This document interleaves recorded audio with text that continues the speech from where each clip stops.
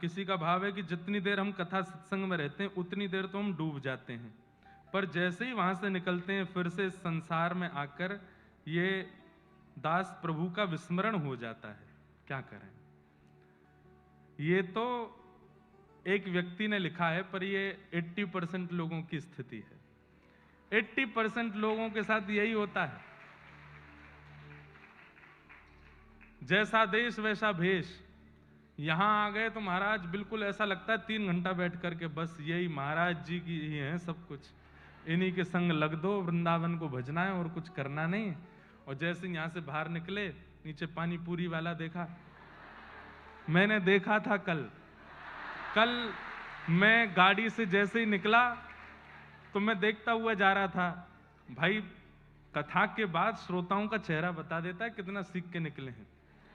कई लोग तो प्रसाद खाने में व्यस्त, चलो ठीक है वो भी।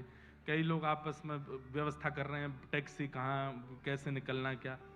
पर जैसे ही मैं लेफ्ट टर्न मुड़ा तो वहां पे पानी पूरी वाले पे कुछ माताएं खड़ी थी। रेड लाइट थी तो मैं भी थोड़ी देर खड़े होकर देख रहा था। खूब चटकारे ले करके थोड़ा इसमें डालो तो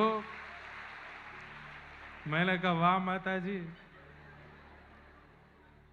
3 घंटा इसी की प्रतीक्षा थी कि कब पूरी हो, खाएं हम पानी पूरी तो आप जब यहां से जाते हैं उसके बाद में भी संसार आपको अपनी ओर आकृष्ट कर लेता है। जीव को, नेत्रों को, त्वचा को, हाथ को, पैरों को, सर्वांगीण इंद्रियों को। कहीं ना कहीं ये इस बात का प्रमाण है कि अभी भजन बन नहीं रहा है। स्थिति पता है कैसी हो जाती है कि कथा सुनने के बाद में बस मन नीचे नजर हो जाती है और मौन रह करके बस लगता है जल्दी घर पहुंचे, एकांत में बैठें थोड़ी देर और चिंतन करें। वो कथा मन में मेरे साथ ऐसा होता है। इसका आप एक काम कर सकते हो, कथा सुनने के बाद कम से कम 1 घंटा मौन रहिए, कुछ मत बोलिए। मैं मौन रहता हूं कथा से पहले भी, कथा के बाद भी। आप विश्वास नहीं मानेंगे, 8 बजे 8:15 बजे कथा पूरी होती है, पर 10 बजे तक खुमारी चढ़ी रहती है मुझे।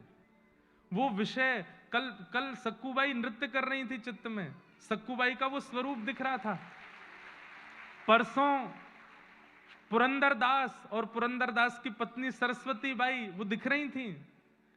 ये सब भाव चलते रहते हैं मन में, और ऐसा ही होना चाहिए, यही स्वरूप होता है। उसके लिए करना क्या है? मौन हो जाइए, थोड़ी देर मत बोलिए, और हो सके तो विषय वार्ता और संसार के जो विषय हैं, कम से कम कथा सुनने